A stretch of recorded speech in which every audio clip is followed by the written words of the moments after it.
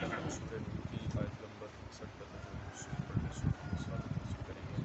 اعوذ باللہ من الشیطان الرجیم، بسم اللہ الرحمن الرحیم۔ لیس علی الاعمى حرج ولا علی الاعرج حرج ولا علی المریض حرج ولا علی انفسکم ان تأکلوا من بیوتکم او بیوت آبائکم او بیوت امہاتکم او بیوت اخوانکم او بیوت اخواتکم او بیوت اعمامکم او بیوت عماتکم او بیوت اخوالکم او بیوت خالاتکم او ما ملکت مفاتحہ او صدیقکم لیس علیکم جناح ان تأکلوا جمیعا او اشتاتا فاذا دخلتم بیوتا فسلموا علی انفسکم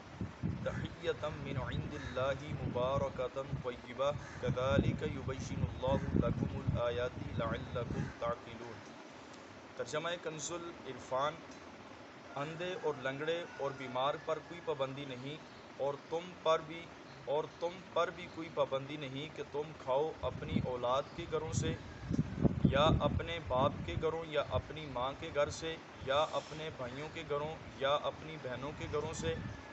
یا اپنے چاچاؤں کے گھروں سے، یا اپنی پھوپھیوں کے گھروں سے، یا اپنے ماموں کے گھروں سے، یا اپنی خالاؤں کے گھروں سے،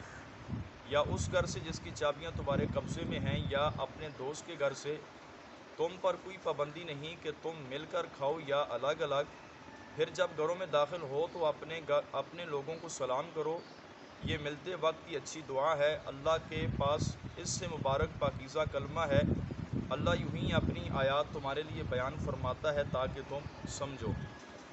اس آیت مبارکہ کے 3 شان نزول ہیں۔ پہلا یہ ہے کہ حضرت سیدنا سعید بن مسیب رضی اللہ تعالیٰ عنہ سے مروی ہے،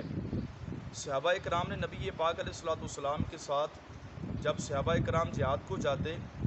تو اپنے مکانوں کی چابیاں نابیناؤں، بیماروں اور اپاہج لوگوں کو دے جاتے جو ان عذروں کے باعث جہاد میں نہ جا سکتے، اور انہیں صحابہ کرام اجازت دیتے کہ ان کے مکانوں سے کھانے کی چیزیں کھا لیں، لیکن وہ لوگ اس خیال سے گوارا نہ کرتے کہ شاید یہ ان کو دل سے پسند نہ ہو۔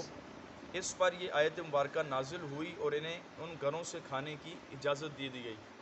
دوسرا قول یہ ہے کہ اندھے، اپاہج اور بیمار لوگ تندرست لوگوں کے ساتھ کھانے سے بچتے کہ کہیں کسی کو نفرت نہ ہو۔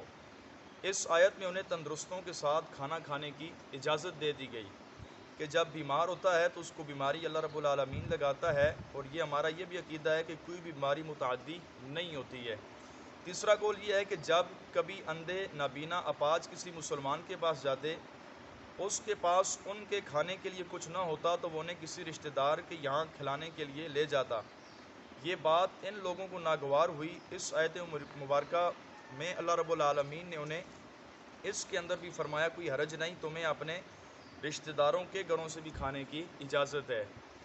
فرمایا وَلَا عَلَىٰ أَنفُسِكُمْ، اور تم پر بھی کوئی پابندی نہیں۔ آیت کے اس حصے سے 11 مقالات ایسے بتائے گئے ہیں کہ جہاں سے کھانا کھانا انسان کے لیے مباح ہے۔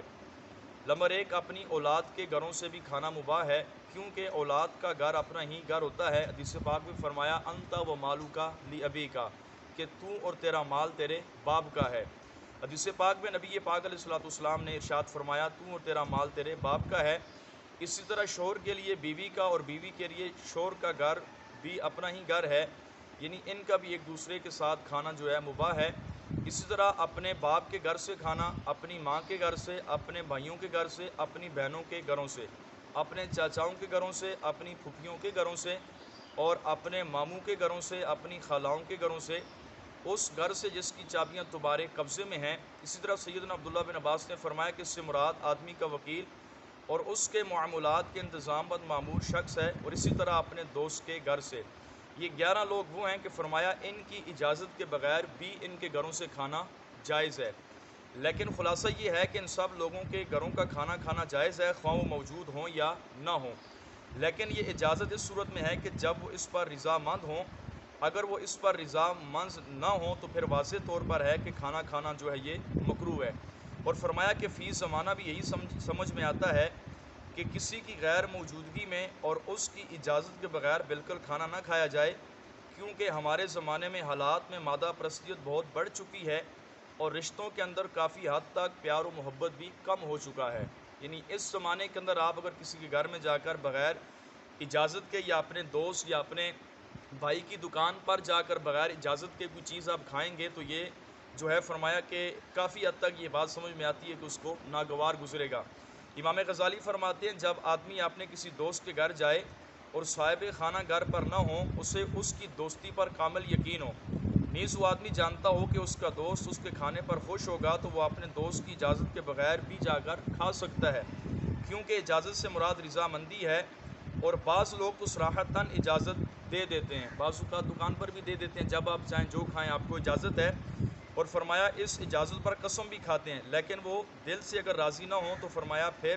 ان کا کھانا کھانا بھی جو ہے جائز نہیں ہے، بلکہ یہ بھی مکروہ ہے۔ ابو البرکات امام عبداللہ بن احمد نصفی فرماتے ہیں ہمارے اسلاف کا حال تو یہ تھا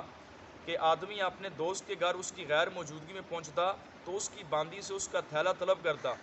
جو چاہتا اس کے مال میں سے لے لیتا۔ جب وہ دوست آتا اور باندی اس کو خبر دیتی تو فرمایا وہ اس خوشی کے اندر آ کر اپنی باندی کو ہی آزاد کر دیا کرتا تھا۔ یعنی یہ ایسا لوگوں کا پیار و محبت کا جو ہے وہ زمانہ ہوا کرتا تھا، ایسی پیاری دوستی ہوا کرتی تھی۔ فرمایا اگر کوئی کسی کا مال یعنی پیسے بھی لے لیتا تو دوست اس پر بھی جو ہے وہ ناگوار اس کو نہ گزرتا، فرمایا وہ خوشی کے اندر آ کر اپنی اس لونڈی کو ہی آزاد کر دیا کرتا تھا۔ آیت کے حصے سے معلوم ہوا کہ صحابہ کرام بڑے مہمان نواز تھے۔ حضرت نبی پاک علیہ الصلوۃ والسلام نے ارشاد فرمایا جو شخص اللہ تعالیٰ اور قیامت کے دن پر ایمان رکھتا ہو وہ مہمان کا اکرام یعنی عزت کرے، ایک دن